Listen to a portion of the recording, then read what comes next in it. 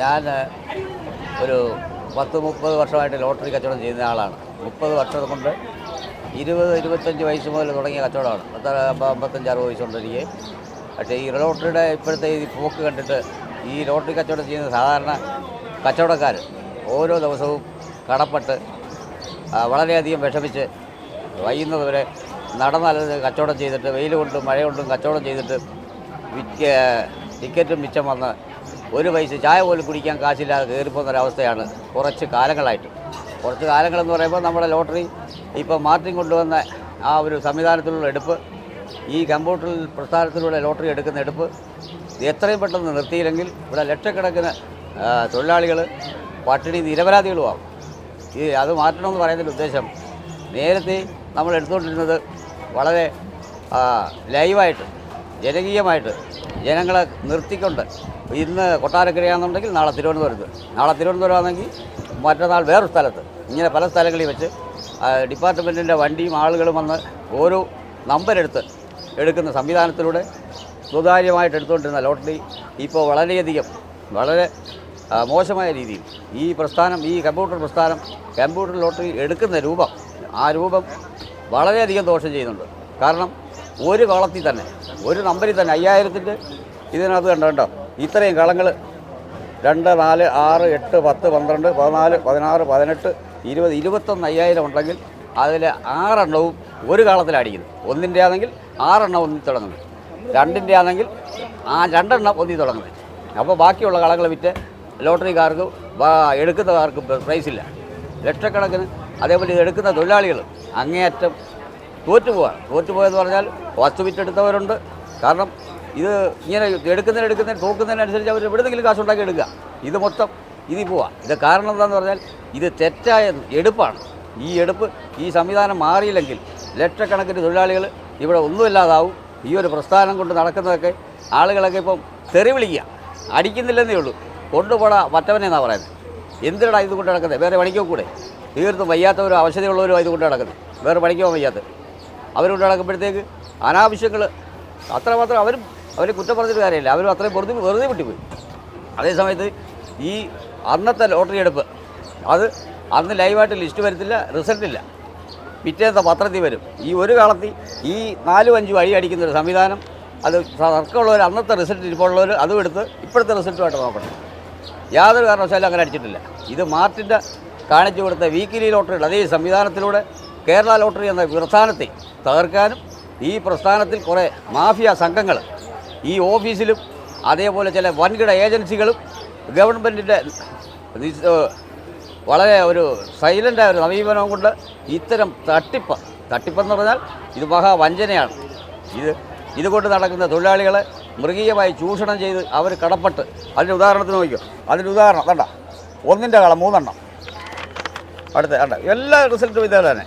2-ൻ്റെ കളം 4 എണ്ണം, വേറെ കളങ്ങൾ വിറ്റവർക്കില്ല. 1-2 കളങ്ങളേ ഉള്ളൂ വേറെ. 10-16 കിലോ ടിക്കറ്റ് വേണ്ട. 3-ൻ്റെ കളം, 4-ൻ്റെ കളം, ഇതുണ്ട് 9-ൻ്റെ കളം, 1, 2, 3, 4, 5000-ൻ്റെ അടിയായി ഇതൊക്കെ. ഇതേപോലെ തുടർന്നുള്ള അടി അടുത്തുണ്ട്. ഇതുണ്ട് 6-ൻ്റെ കളം, 1, 2, 3, 4, ബാക്കിയുള്ളവർക്കില്ല. അതേപോലെ ഓരോ ഇതേ മെത്തേഡിൽ വരായിരിക്കും താഴോട്ടുള്ള പ്രൈസ്. അതുകൊണ്ട് 1-ൻ്റെ കളത്തിലുള്ള അടിയുണ്ട്. അങ്ങനെ ഓരോ അടി, ഓരോ റിസൾട്ട്, ഒരു മാറ്റമില്ല. ഇത് കണ്ടോ, ഇതിനകത്തുള്ള അടിയാണ് 5-ൻ്റെ 1, 2, 3, ബാക്കിയുള്ളവർക്കില്ല, ബാക്കിയുള്ളവർ ഔട്ട്. അപ്പോൾ ലക്ഷക്കണക്കിന് ടിക്കറ്റ് അടിക്കുമ്പോൾ ഇത്രയും 1, 7-ൻ്റെ കള, 1, 2, 3, 4, 8-ൻ്റെ കള, 1, 2, 9, ഇതേപോലെ 2, 3, 5 അടിയില്ലാത്ത ദിവസങ്ങളില്ല. പ്രൈസ് അങ്ങനെ കൊടുക്കുന്നത്. ബാക്കി ഇതേ പദ്ധതിയിലാണ് താഴോട്ട് വിളി. അപ്പോൾ ഇതേ സംവിധാനത്തിലൂടെ ലോട്ടറി പ്രസ്ഥാനം, ഇതേപോലെ പ്രസ്ഥാനം ഈ കമ്പ്യൂട്ടർ എടുപ്പ് വേണ്ട. ഇത്രയും ഉദ്യോഗസ്ഥന്മാർ അവിടെ ഇരുന്നും വെച്ച് ഇവിടുത്തെ എല്ലാ ഓഫീസിൽ നിന്നും അൺസോൾഡുള്ള ടിക്കറ്റ് അങ്ങോട്ട് എടുത്ത് വയ്ക്കുക, മിച്ചമുള്ള ടിക്കറ്റ് അവിടെ ചെന്ന് നമ്പറുകൾ വാരിക്ക് തിരികെ ലതി വയ്ക്കുക, കറക്കി കാണിക്കുക. അത് അങ്ങേറ്റം തെറ്റായ സമീപനമാണ്.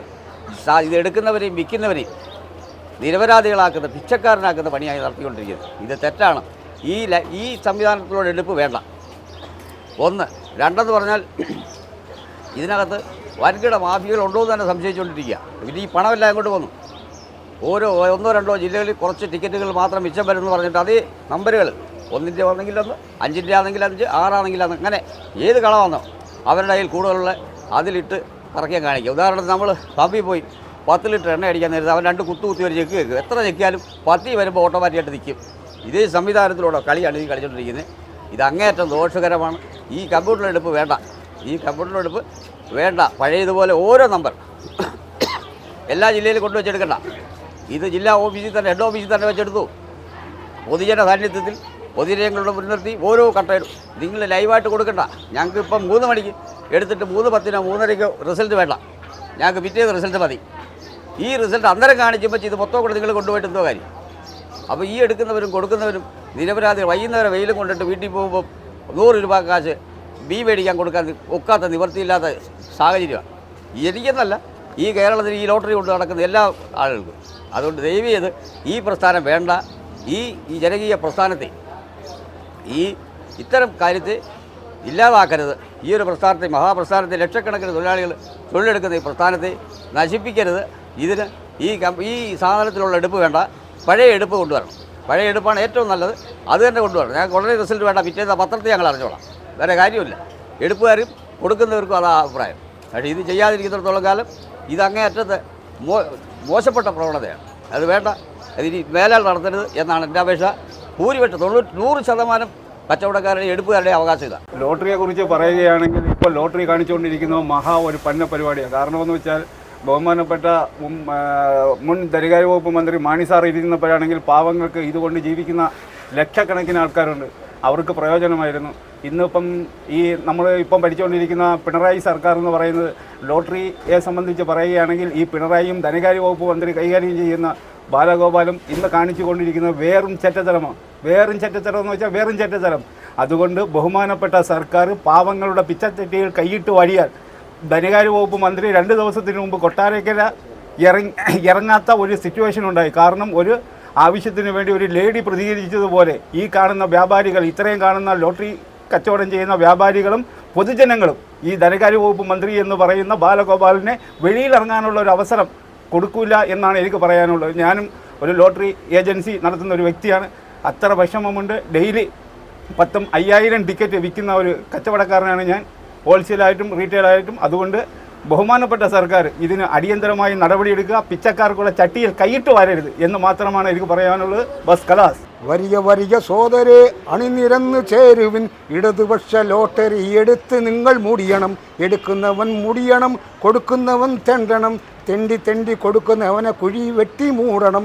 ഈ ഗുലാ സിന്ദാബാ, പള്ളിയൻ ജാഥ പയങ്ങാലത്തേക്ക് അങ്ങനെ തന്നെ സിന്ദാബാ.